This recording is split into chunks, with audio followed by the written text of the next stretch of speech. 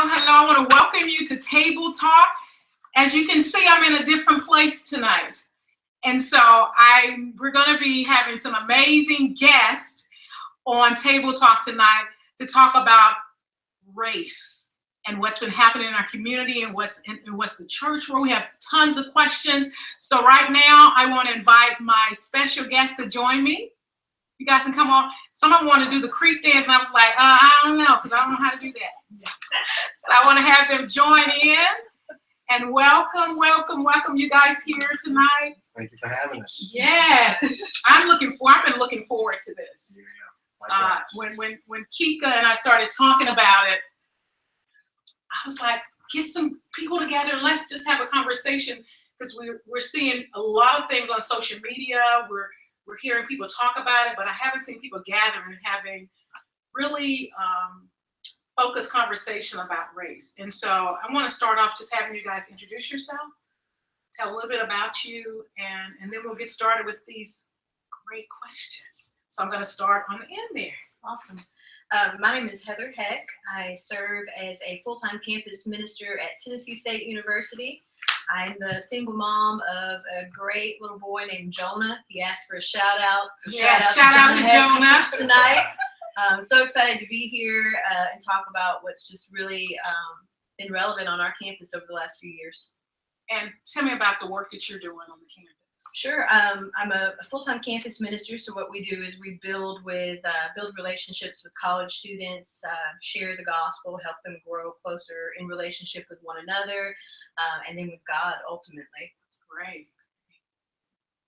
I'm Julia Stewart, and I'm a teacher here in Nashville, Tennessee. I teach high school U.S. history, and I'm excited to be here as well. I think this is a very relevant topic that I get to actually touch on a lot as a teacher, so I'm excited. Hello, I'm Kikanwa Morgan, also known as Kika. I work at Every Nation in our campus department, and like Heather's kind of overseeing all of the campus ministries nationally. So we have this topic that's come up more and more with college students just wrestling with how does the gospel actually apply to topics of injustice, but specifically race relations within the United States right now. So I see that a lot more and more within the workplace, and even learning how to filter, thinking more diversely about different topics within the Christian organization. I'm Michael Thomas. Our strong man that's in the house with us tonight. Give him a hand. Join these women tonight. From Memphis, Tennessee, born and raised, graduate of Tennessee State University. Now, where I serve with Heather as a campus minister. So I'm very excited for this talk. Yeah. You know, my constituents here are very educated. He's gonna run for something. Yeah. On the campaign trail. They're great people, have There we great go. hearts, and I'm very excited about what we'll be talking about tonight. So. Well, let's get started. And I'm going to have someone pull the first card so we can start with the first question. Oh, Mike. Come on. All right, Mike. Everybody else Mike, is yeah. You need to plug it up. It may be okay. It usually doesn't do that. Uh-oh. No. It should still be recording. Your camera's still on. Okay. We're still You just recording. can't. We can't see. so Just we can't can see. see it, yeah. We hope it's still I hope recording. it's still recording. Somebody send me a message on Facebook to let me know that it's still recording. Question: what has concerned you about the responses you have witnessed so far? This is the context of race. What has concerned you? Responses by people. About the responses you have witnessed so far. I guess I Yeah, can start off. Yeah, you can start off. Yes.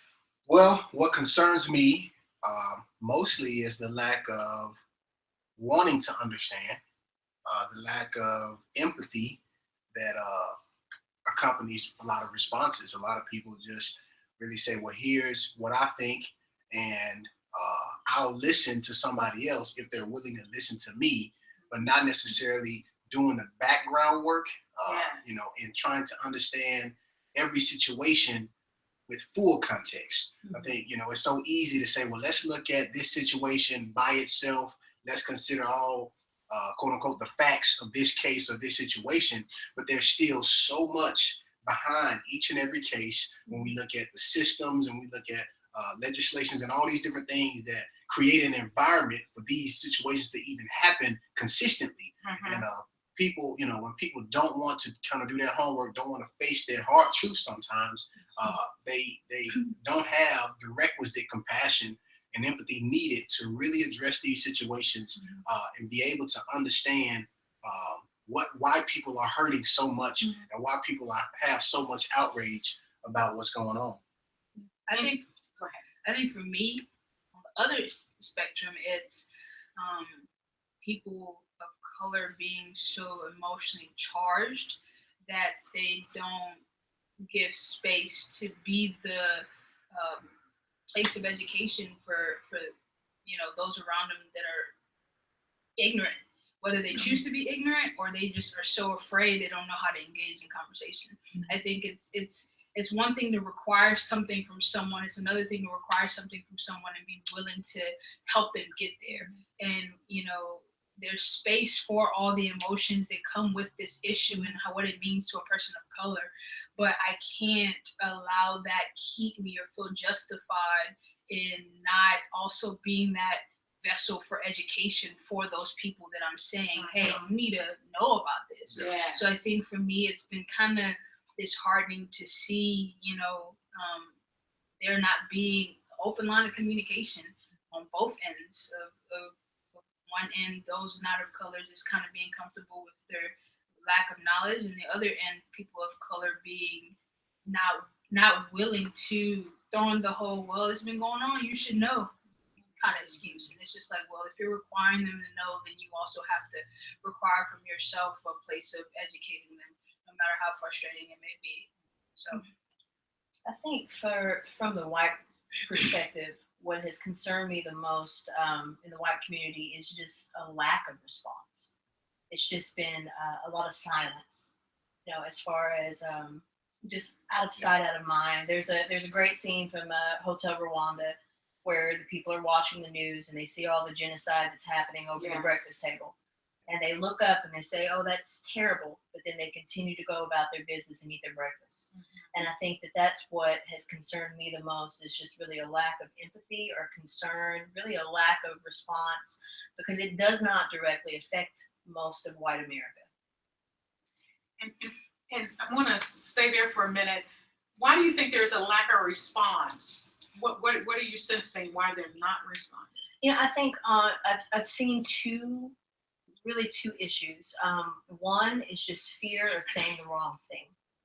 I've had conversations, just one-on-one conversations with many people who want to respond, who want to show support, but they are so afraid that they might say the wrong thing that it just causes them to remain silent. On the other end of the spectrum, I've seen people who feel like they're being attacked, and that causes them to not respond. But ultimately, those are the two ends of the spectrum that I see the most. I think what I've actually seen is a little bit of what everybody has said, but a lack of actual concern. Not in terms of response. I've seen people respond, but they just respond at least, but they don't care about that specific issue. And so, and they'll vocalize, I really just don't care. It doesn't directly affect me. And because it doesn't directly affect me, it's not that I'm not going to respond. I just really legitimately am not concerned about it at all. And apathy. It's just an apathy, or I think it's disheartening to hear people say, just stop crying about it, just get over it.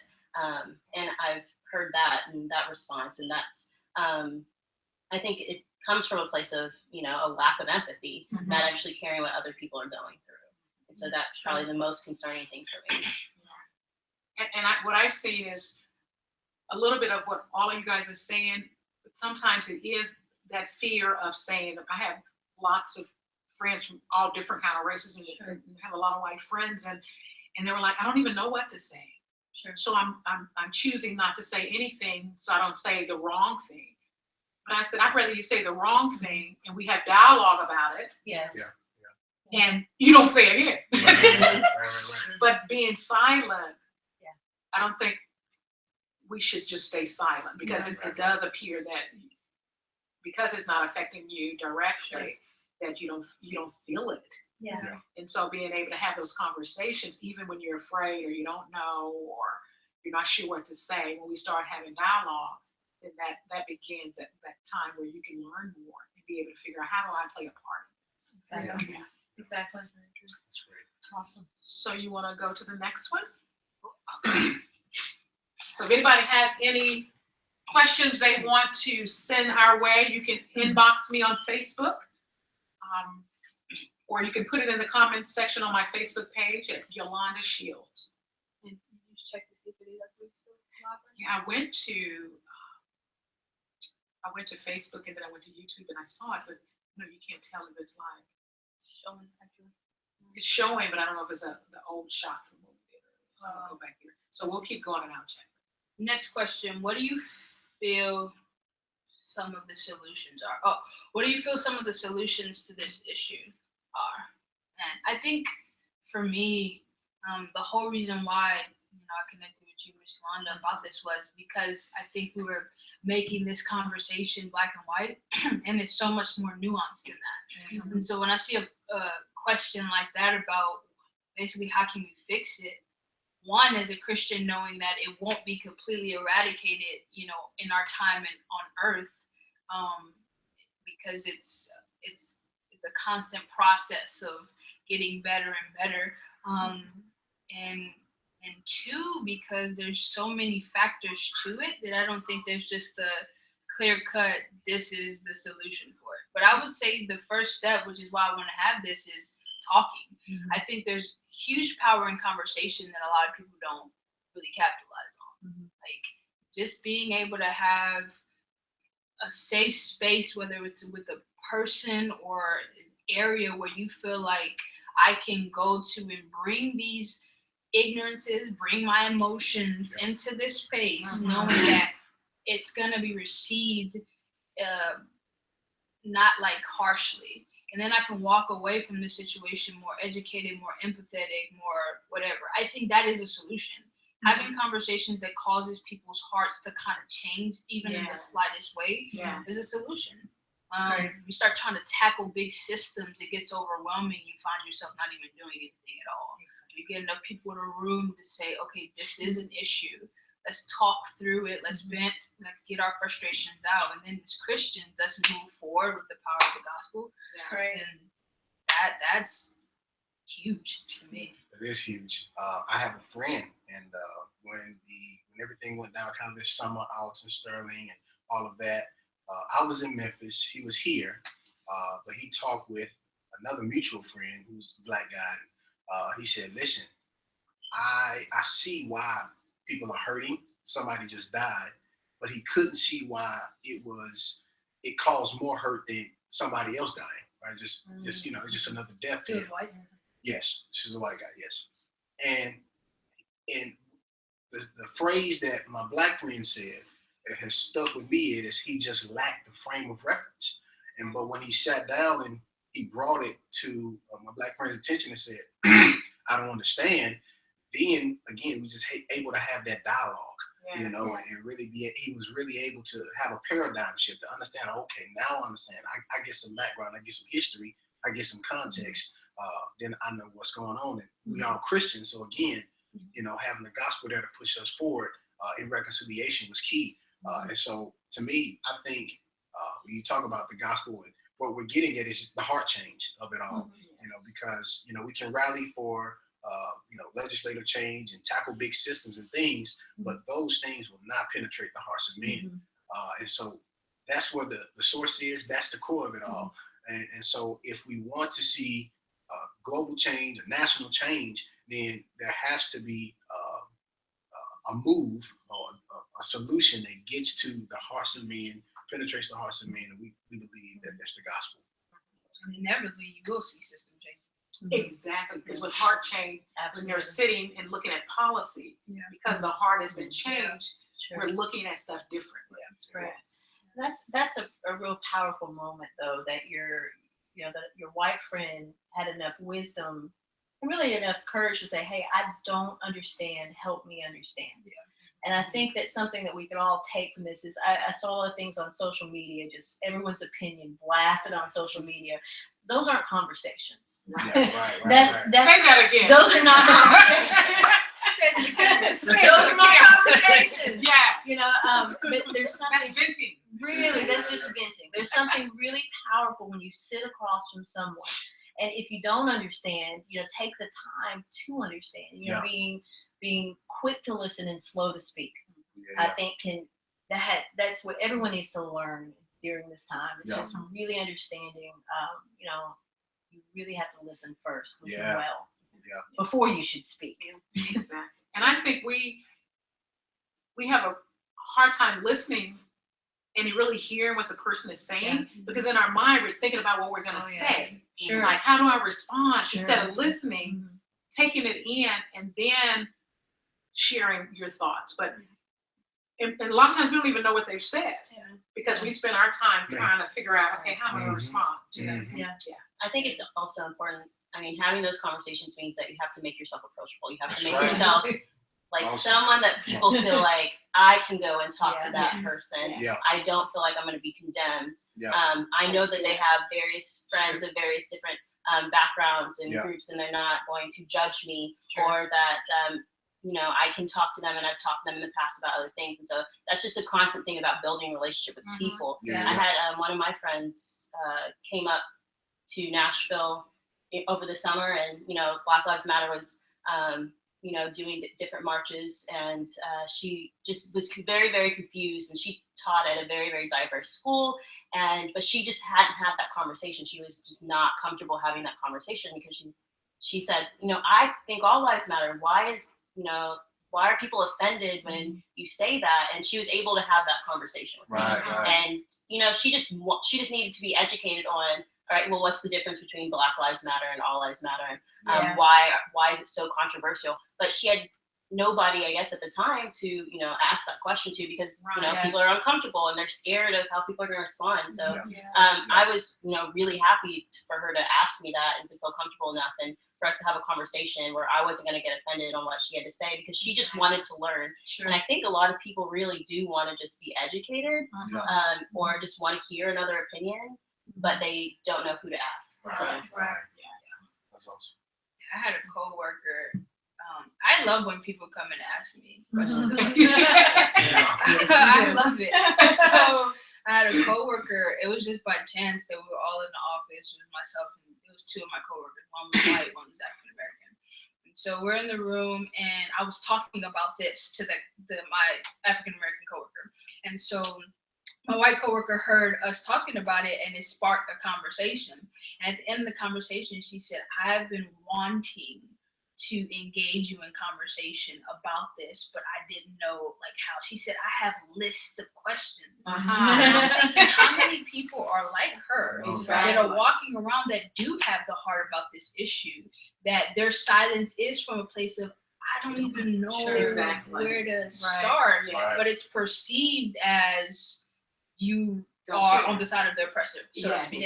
And so I'm getting frustrated at you because you're not saying anything, and on your end you're frustrated because you're I don't know what to say, and I want to engage you, but I don't know how to. So even in that moment, we're having lunch on Friday just to start that conversation, that dialogue, and I'm like, if nothing else, if I can be a space to bring education to her, and on the flip side be able to take from her, help me to understand your perspective on how your privilege works in your life. That's a solution. Absolutely. That's a solution. She has a kid. She's going to raise her child now with a different perspective. So good. So, I think that's a huge. Because I think when we have those conversations, and I want to encourage those that are watching, those that you're not sure where they stand and you've never had that conversation because you were nervous or they were nervous, it only takes one person just stepping out and saying, let's have a conversation. You know what's been going on? Why don't we I'd love to hear your thoughts on it. And once you open that door, you will change the filter and the lens that their children see through, that they see through. But if we continue to stay in our silos and just say they don't get it, or they're overreacting, Yeah. then we'll be here 10 years from now, Yeah. and our children are still talking about these things. Yeah. Sure. Yeah. That's Sure. great. What else do we have there? Let's see. Thanks for sliding us closer. Okay, so what does it mean to be an American? Is it based on citizenship, years residing in a country, paying taxes, or even skin color? What is it? I need you to read that one American? more time. Yeah, this is a deep question. Yes. What does it mean to be an American? Is it based on citizenship, years residing in a country, paying taxes, or skin color? Give it back on it. That was from that your student, right? This one was from? Yeah. Oh, okay. So I didn't know this was the specific one. I had a student ask me about, maybe it was 2 weeks ago, a summer ago. So I teach a course that's based out of Cambridge, and we primarily focus on the Civil War and Reconstruction for the first semester. And so we were talking about after slavery, a lot of kids, for some reason, they get confused on calling African people slaves after they're freed. And so I was kind of explaining, like, they're no longer slaves, so you can't call them slaves anymore because the 14th Amendment is passed and whatnot. And so a kid asked me the next day, well, why is it that African Americans are called African American and Asian Americans are called Asian American, but white people are just called American or white? And he was a white student, Smart kid, and very smart kid, very bright kid, and so it came out of another question from class. But so I explained to him, and I had the evening to think about it, and I came back to him the next day, and he is a very intuitive kid, very bright kid. So I explained the best that I knew how, because it's a question that is really hard to answer. Yes. And yeah, it's very Very it could be loaded. And, and I think I know he generally is just confused. And so, I had another teacher there with me, a white teacher who was also there with me, and we just had a conversation with him. And again, I think it's really important just to have a conversation, allow people to continue to ask questions and give their perspective, and having another perspective in the room was really great. But I explained, that might be just a portion of white privilege in America. It's white people don't ever have to, typically in America, have to explain that they're American. And even immigrants from Europe, when you see them, if they don't have an accent and they're not speaking to you, you're not asking, are you American? You just assume that they're American. I studied abroad in Germany, and it was with a group of mostly African American students, and they thought we were from Africa, and because we weren't white, and white people are American. And so I just explained to him, what white privilege is. And that, he doesn't have to be, ashamed of it, or I'm not saying it's a good or a bad thing. I'm not going to give a judgment to it. Just, it's a realization of that's just one aspect of it, is that you don't actually ever have to explain yourself. So. Wow, that's good. That's super loaded. As an immigrant, it's even more complex. I was waiting on you. Yes. Because by my experience of working to get American citizenship, it is based on paperwork and paying your taxes and jumping through all these hoops. And so people don't understand that. Oh my! They don't understand that process.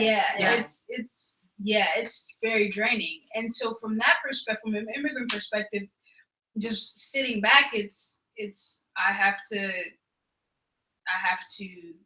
apply, and I have to have a job or marry someone or have some kind of student visa. It's a paperwork thing.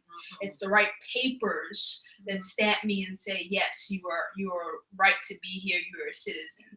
And then I have to take a test and pass it. So now it's knowledge of the culture and when was the Declaration of Independence signed? What is our national anthem? So it's not a heart thing for me to be an American. It's just, I filled out some paper. I have this card that proves that I'm supposed to be here. Yay. Beyond that, it's just, That's what it is for me. Yeah. I mean, what I'm getting is that the answer to that can differ when you talk to them, because even if you talk to someone who goes through all the paperwork, they may go through that process, jump through all the hoops, and still say, you know what? Nope, I'm an African. You know, I'm wherever I come from. You know what I mean? So to be an American, I mean, that we're all gonna have 4 different answers of what that really means, because it's a loaded question. I think for me, I think it's so hard. It means to be.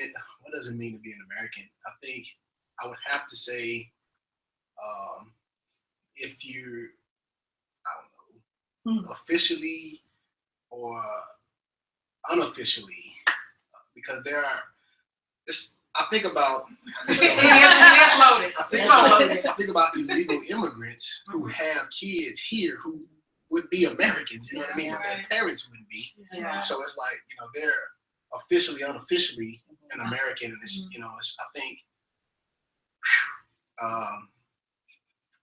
You don't know. Yeah, I don't know. I would just have to say. I just want to pick that. You gotta answer this. I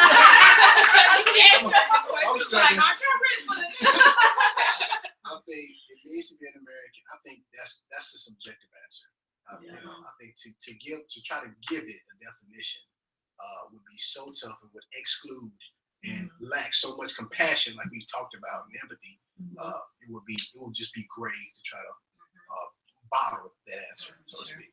I think to think of being an American without diversity is just crazy to me. So the fact that you have to have African American, Asian American, from one perspective, you can say, man, that's super messed up, because why do I have to have this special classification? On another end, you can say that's a reflection of how diverse we are. Because if you go to Africa, there isn't a I'm blank African, I'm this African. You're from your respective country, but you're African. Stamp, that's what you are. So it's also, it just hit me, like there's also this other side where it's just like, that's the beauty of our diversity.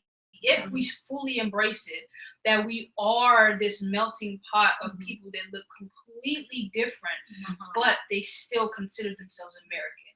So it would be so beautiful for America to embrace the diversity that is this nation, because then it would be that conversation is not as, you don't have to lean towards well, I guess, what is it to be an American? Is it just you're white? And how do you explain what's the culture? All that. It's all of it. All of it. And that's the beauty of it. Beautiful. I think about like my classroom, and just, I have a very diverse classroom. And that's what I love about it, is just there's people from all over the world sitting in my room. And but I think it's really hard when it comes to that immigrant question, because my brain automatically goes to my kids. And I have a student that literally asked me on Tuesday, and he was kidding, but he's like, "Mister, you want to adopt me because, you know, my status is about to, you know, go through some paperwork, some thing." And he was raised here, but he wasn't born here, and so he's like, "I don't know what I'm going to do." And of course, with the election that just occurred, and kids they don't really know how to feel about it, and but he's, you know, I would say as American as any other, you know, any one of my other kids. And I guess it's subjective, but, you know, he's lived here. He went to school here. He does really well here. And would struggle having to be sent back somewhere because this is what he knows. And then I've had other kids that say, like, you know, one girl said, "Well, I was born here, but, you know, if my parents get deported, I'm going to stay here, but I don't want to live without my parents." And, you know, that's a part of their culture and their background and their, you know, personal history. And so, it's a really hard question to answer in terms of, you know, what is an American, but like, I don't think there is just one set standard answer, but just embracing the beauty that, you know, we are diverse, and it's great to sit in a room full of lots of people from, you know, different places in the world, but they still have some sort of shared culture at the same time. So that's great. I definitely think that the diversity is the beauty of who we are, but it's also the tension of who we are. Yeah, that's good. The very fact that we have these politically correct terms African American, Asian American. It's again speaks to a deeper issue. We have a lot of people who just are not sure how to approach anyone that does not look like them. And I think that this question and that the fact that a high school student asked it is part of the problem that we are not having these conversations enough. But it's also, it makes me excited that there isn't the next generation that is willing to ask these difficult questions because they are the hope for this nation. Yes, absolutely. A side note, it's funny to me, we're part of a real diverse church, real diverse community. It's funny for me that everyone who goes through the citizenship process in America knows more about America than most. Oh my God! I'm like, they ask questions like, we don't even teach this in school. Right. Teach me this. So by default, that would make them way more American than I am. Absolutely. Absolutely.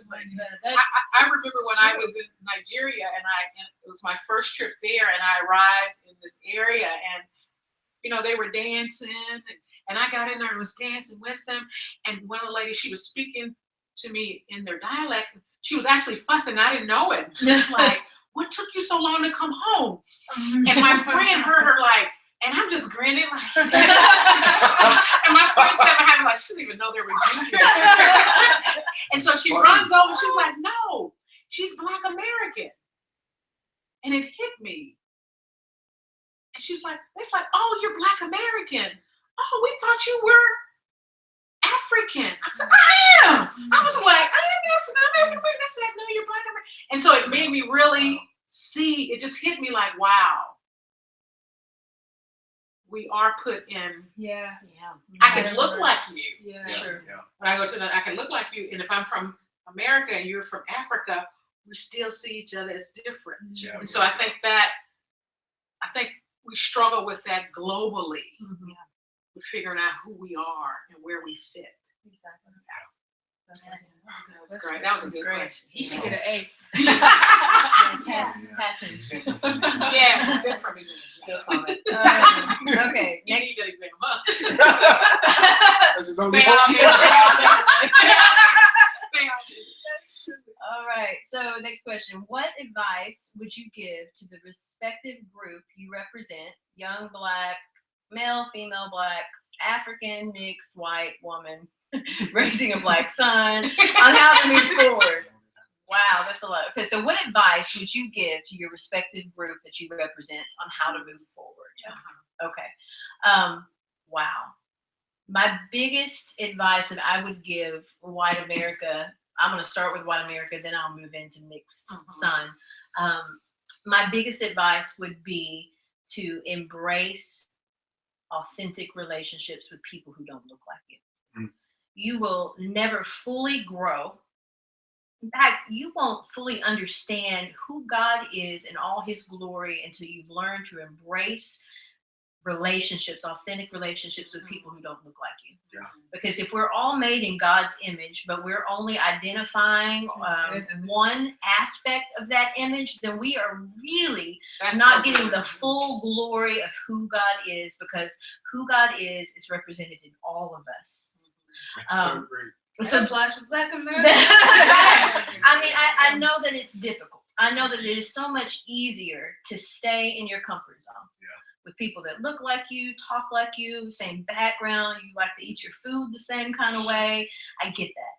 And I know it's uncomfortable when you step outside of that, because, at some point you are going to be offended or you're going to offend somebody. Right. It's inevitable. It's going to happen. Yeah.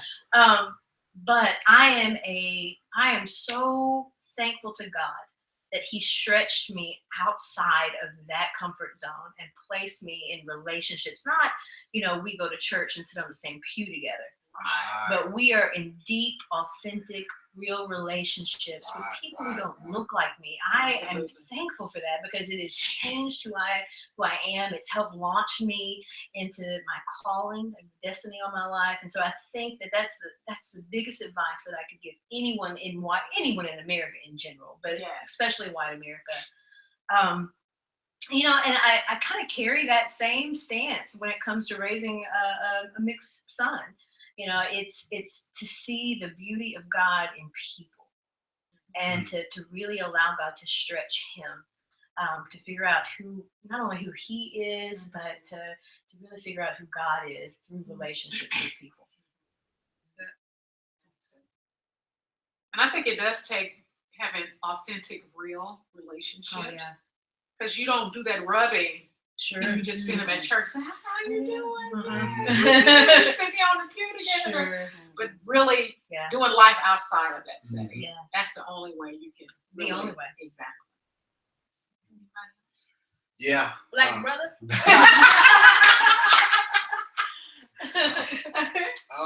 Advice I would give to young Black men. I say this frequently to young Black guys. Just being cautious of becoming what you hate. I think that's so easy when you get angry, you get bitter. You can easily, so quickly, become or be fueled by that same hate that's fueling. That's so good. You know, your oppression or hurt. So I would say that, but I would also say, you know, your leadership is needed. Your voice is needed, your strength is needed, your godly resolve is needed.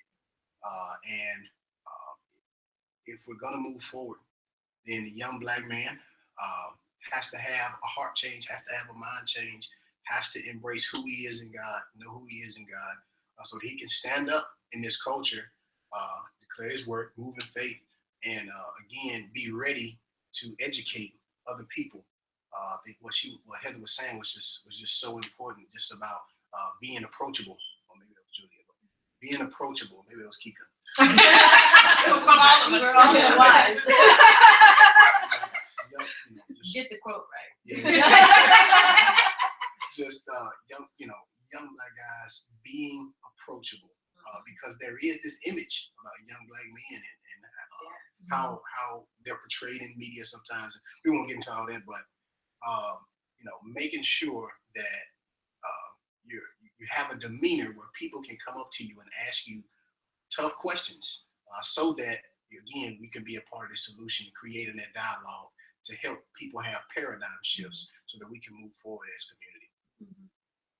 I think for me as African, it's really tricky because when I step outside, people think I'm Black.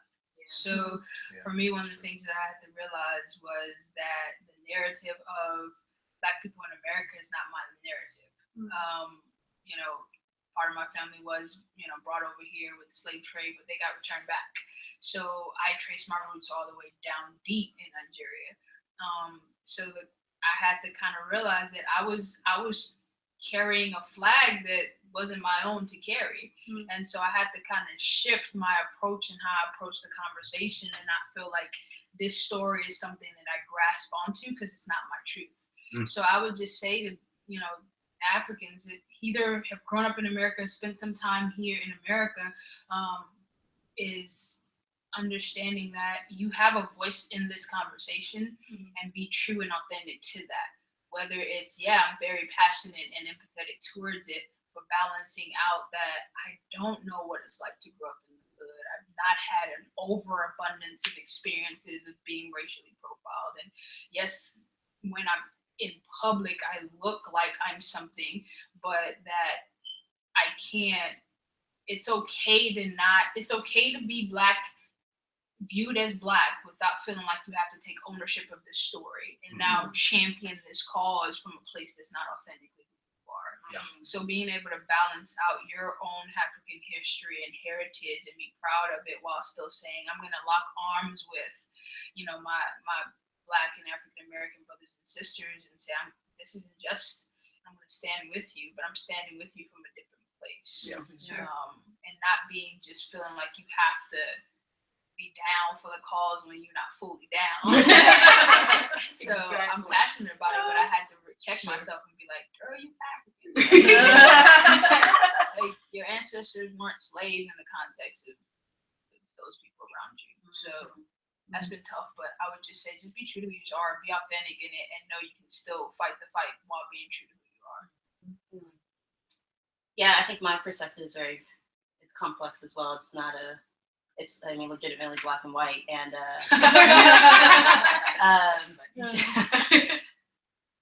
Well, I think first for people that are mixed, and I can't speak for people that are mixed between, other nationalities. I can speak, I guess, for people that are mixed with Black and white is first, you have to deal with identity, and you don't have to choose. You don't have to choose to be Black. You don't have to choose to be white.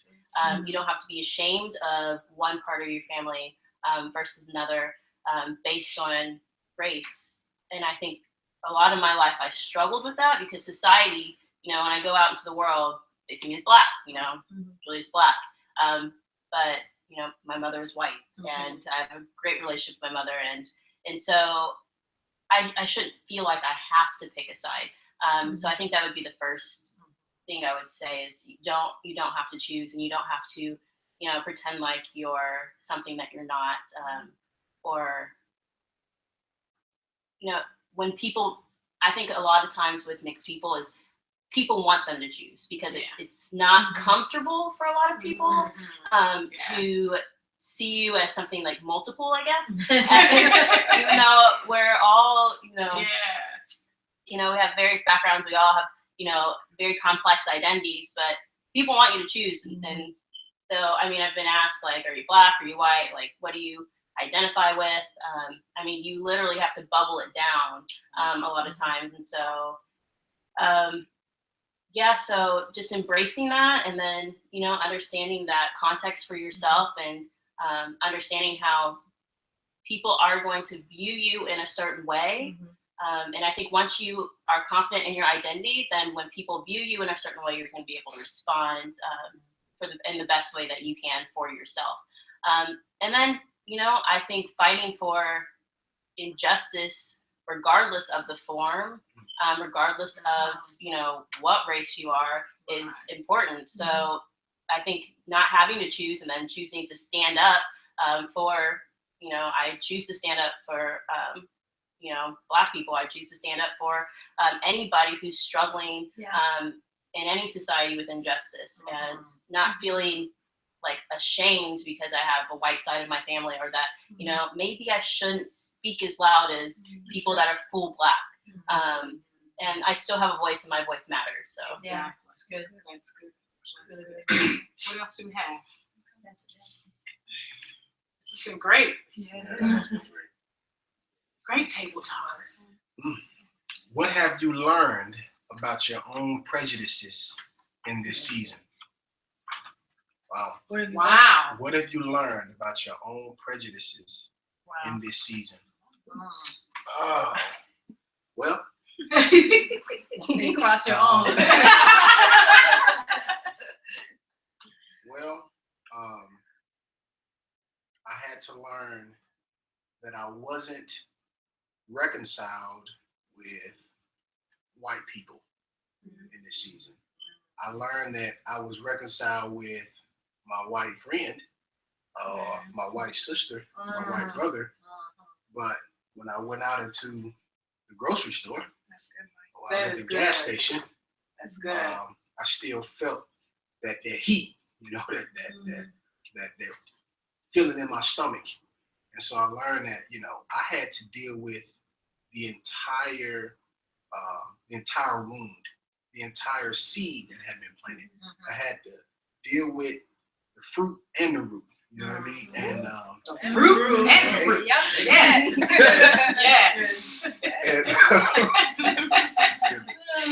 But once I began to do that, then it just really opened my eyes up more to kind of how I guess people arrive to certain points, because there were so many seeds planted in me from a young age, not necessarily telling me to hate white people, right? But they were just telling me different things like don't trust them, or they tricky, or whatever, that I didn't realize played a part in just what I think immediately when I see a white person. And so that's something I really had to deal with, and that was a prejudice that surfaced in this season, even after I had reconciled with a white person one-on-one. That's good. Because I don't think we really know until we're tested. Yeah. That's right. until it's not someone that we hang out with and we know real well. We know they're good. We're like, Right. I know they're okay. Yeah. Until you get confronted with someone that's struggling with the whole thing, and they say something that didn't sit well with you, Right. then you know what's really inside of you. Yeah. I think it's along the same lines is I found myself feeling justified in my anger and feeling justified in being the one that needs to teach you. Because That's good. you don't know when I need to get you. So let me let you understand why I'm pissed at you right now. Yeah. So I had to check myself. I was like, dang, like you can get to a point where you feel like you need to be the one that's talking all the time. Like you need to listen to me, and there's nothing you can say to me that I need to hear because you're the one that's 3 steps behind. So let me get you on the same line with me, and then maybe we can start walking in the same direction. So I had to check myself, and there was a period where I wasn't posting anything on Facebook. I wasn't even really having a lot of conversations about this issue, and I had to literally tell myself, don't say a word. Just listen. So whether it was I was listening to people that were venting and it was like, what in the world? Or I was listening to people that were really trying to hear and I was a space for them to just talk. But I had to literally tell myself, you are not in a position of dominance where you are the one that needs to be always saying something. It's a two-sided conversation, and the fact that it's been one-sided is what has added to the place that we are in now. So I had to check myself and be like, oh, okay. Just shut up for a little bit. I think I'm sitting in the same place that Mike is in terms of, and it's funny because half my family is white, but you know, it's easy when it's your family or when it's your friends. Exactly. And then, when you go to the grocery store or a coworker says something off the wall that you're not close with, that you really ever talk to, and you realize, like, why do I generally not like this person? And so, you know, I had to, you know, check myself, like, all right, there's some hurt that, and for me, it just stemmed from, you know, past hurt that, you know, white people have, I guess, done, I guess, to me in the past in terms of my family and like the way that, you know, I was raised, in which, you know, we've been looked down at certain churches that we've been at all white churches, and it's just kind of like, all right, well, you have 3 black kids, like, what are you doing here, kind of thing. And so realizing, I guess, in the season, I think that hurt was revealed, I guess, again. And so realizing, is this, I can't allow this to be a preconceived notion that I have about people I don't know. So that's great. Well, my perspective is going to be so completely different. Really? I was sitting here thinking, like, wow, this is completely different. You know, I come from a really small town in West Tennessee called Big Sandy. Shout out to Big Sandy. Big Sandy. If you guys got internet, if y'all got Wi-Fi access, shout out to Big Sandy. Big Sandy is an all-white community. There's about 500 people in my hometown, and there's a history of racism, deep-seated history of racism. And although my family, you know, really helped me navigate through that really well, and I thought I was good, I ended up going to a historically black university for college. So I went from being the majority to being the minority, really, and so much in those years was flushed out of just all of the stereotypes that I held on to, and prejudice, and things that I really only had seen from media, or, you know, honestly, that was my only perspective to go on. But what I found is, after going to an HBCU for several years and then years of working in the black community at that same university, how that table had shifted really quickly. And what I found is, especially in light of over the summer, getting so angry at people who were silent, or people who would say something just completely ignorant or off the wall. I had a conversation with a significant leader in the community, a white man, and he said, so some real ignorant kind of comments, you know, directly, indirectly about me working at a historically Black college. And I remember getting so angry and going out in my car and just, you know, and I literally heard God speak, why won't you apply the same grace to someone else that was applied to you? Yeah. Wow. And really, prejudice, we're so apt to carry them. Yeah. You know, if it's not towards the Black community, then it can switch, and a white woman can be angry at the white community. I mean, it's so quick to carry this baggage. Yeah. You know, and it would just run so deep, and it has a lot to do with, you know, your experiences and the hurts and pains. I found myself, you know, looking at law enforcement a certain kind of way, and a lot of that was my own individual experiences, and so this season for me was God just kind of stripping away all of that stuff and revealing what's in my own heart. You know, from little things of having dinner, you know, with a police officer who actually helps work at our church at Chick-fil-A. You know, the first time I'd sat across from a white police officer and had a real conversation. And it was just God revealing what's in my own heart, and how dare I get angry at someone else.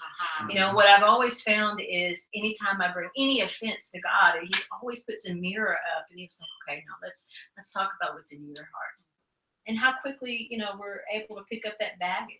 You know, from the prejudice I had against the Black community as a child and didn't realize it, to how it's flipped. And now the same prejudice can be applied to someone else or another people group. And because, you know, at the end of the day, it is a heart change. really, It is a heart change. And until that happens, all kind of things are going to irritate us and cause us to have prejudice against a person, against a group.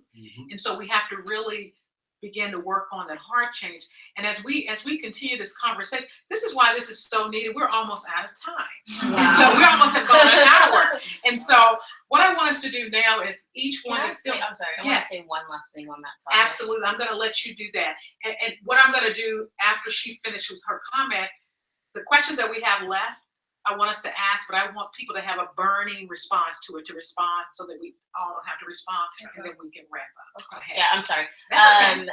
I think the last thing I want to say about it in terms of prejudice, I think people are afraid of their own personal prejudice. And so you're afraid to talk to somebody about it. You're afraid to talk to yourself about it and deal with it. And I think that once we start acknowledging our own prejudice, that's why I really like that question, because I think that it's important for us to acknowledge our prejudice in order to deal with it. If you just tell yourself that it's not real and that it's not a problem, then when you act out on it, you know, you're surprised and you don't know how to deal, and then you have all these other issues. And I think it's important for us to acknowledge and deal, and it's not a bad thing in terms of knowing that you have it and acknowledging it.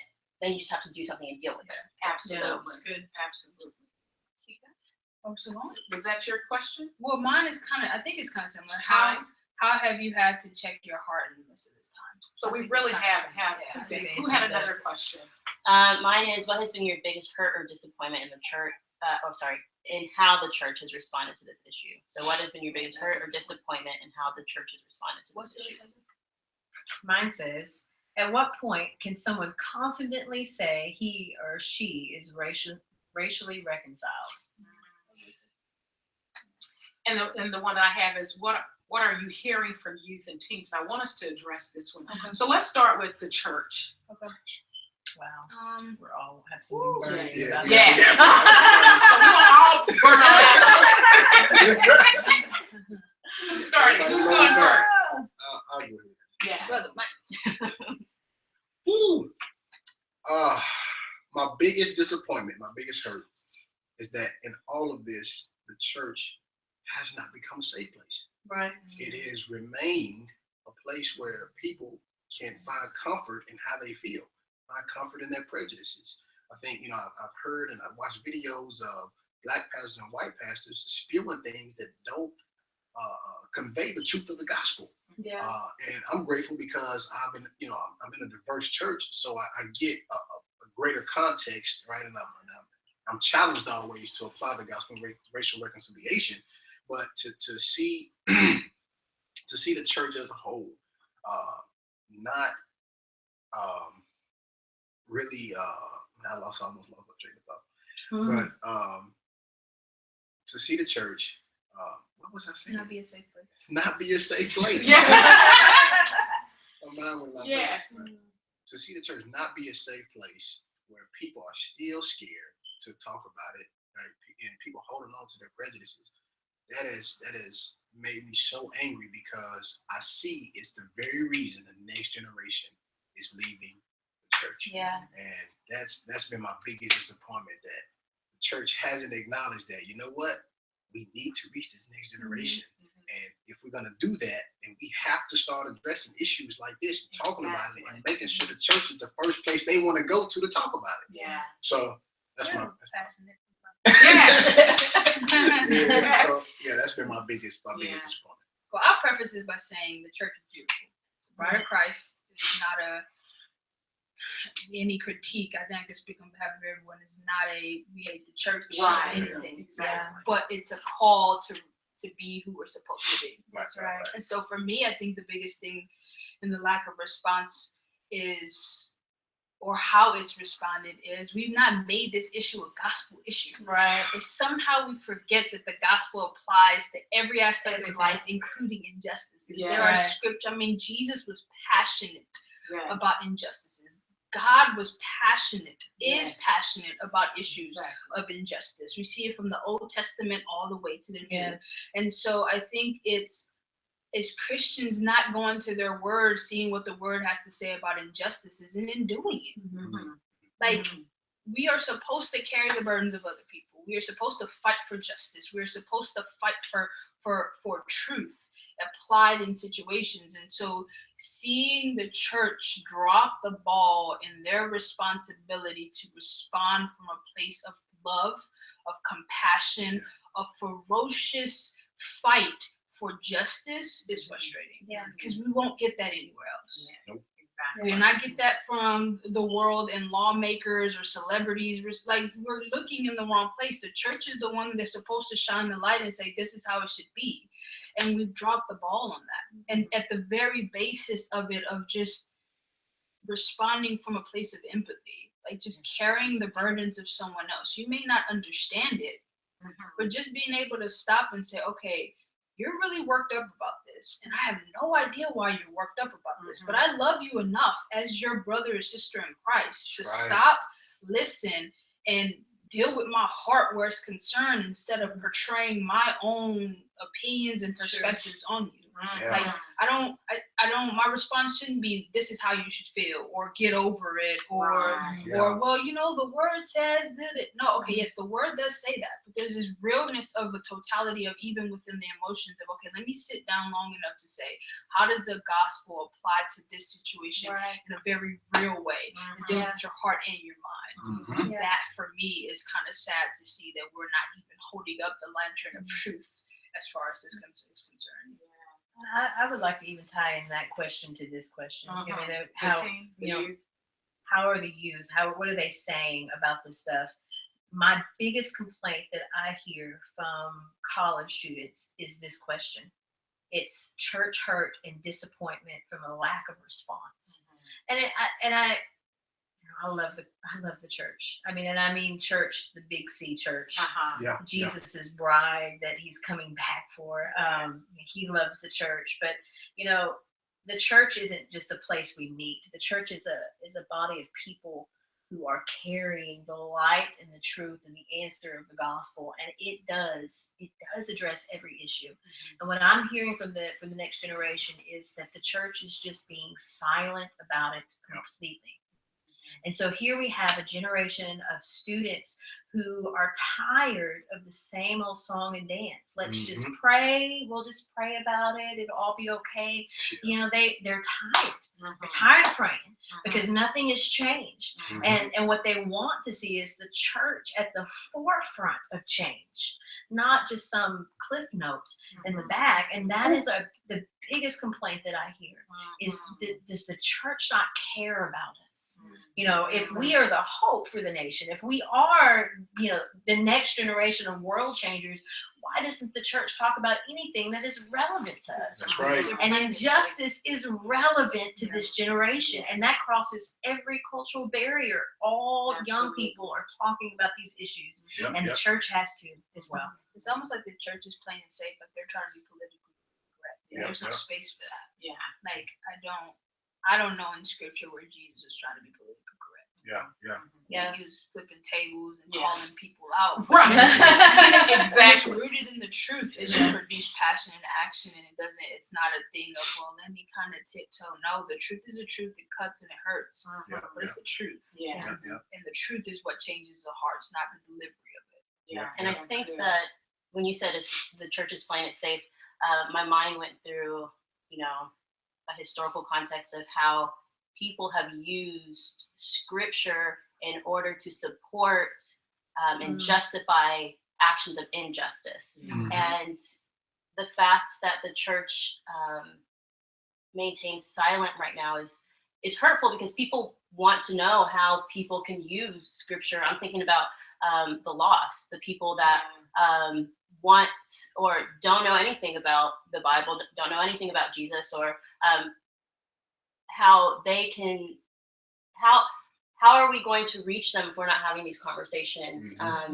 When they see people using it, and they're not playing it safe when it comes to using scripture to stand up for something that might be scripturally out of context, but then other churches that are standing on the foundation of justice and love and empathy and compassion are silent. And so I don't want to repeat what everybody else is saying, but just a safe place for people to ask questions. What does this mean scripturally? Why are these people using this to support that? Or, can you explain your perspective on this? Just having those conversations for anybody and everybody. So, the body of Christ should be able to walk into any issue or any room and create change. Yes. We should be the thermostat. We set the temperature in the room.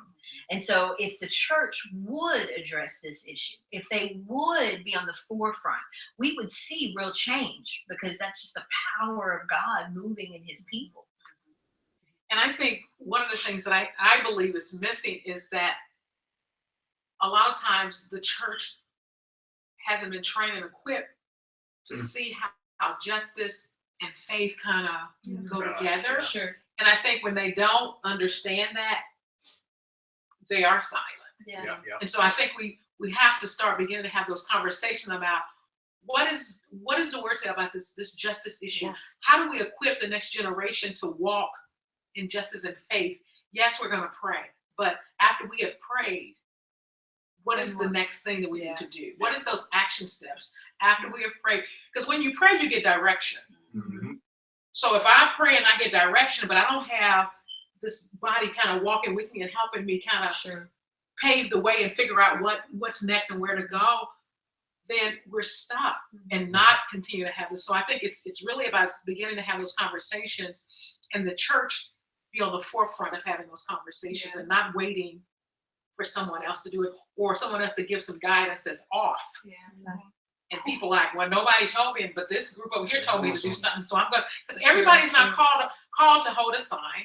Everybody's not called to march, but there's some people are called to the policy side. Some people, but the church should be having those conversations about what does that look like as the body of Christ. And I think when we begin to have those conversations, we're going to see more, especially this, because I'm hearing from the next generation. I'm here, they're calling me, and I'm like, they said, we want to talk to you about this, and we want, and we need to be able to give. They said, I don't feel like I can go to the church. I'm not hearing. I'm not even hearing what I should be doing. I need some guidance. And so I think we should be taking a leadership role in that. And so I love the conversation we've had today. I've been doing Table Talk for 2 years, and we do conversations like this. We do conversations about business, entrepreneurship, and youth and education. And I think one of the things that I've seen, the reason I started doing Table Talk, is that a lot of times we're spending time on technology. We're spending time on Facebook and Twitter, which those things are good and they have their place. But until we sit in a room with people and begin to hear, because you can take a Facebook post and you can make it whatever. It can be more passionate than that person intended. It can offend where they didn't intend to offend. But if you're sitting in a room and you can see body language, you can hear the voice of somebody, I think that's what's going to make change happen. So I thank you guys for coming and joining me today, and look forward to more conversations like this. Thank you so much. Thank you. Awesome. Thank you.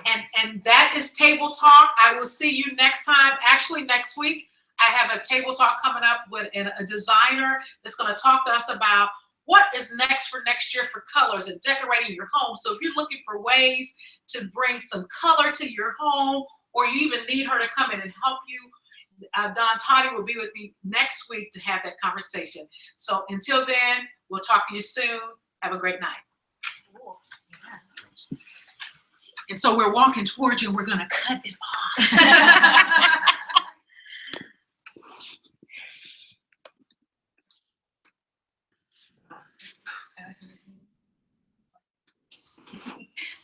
Sorry.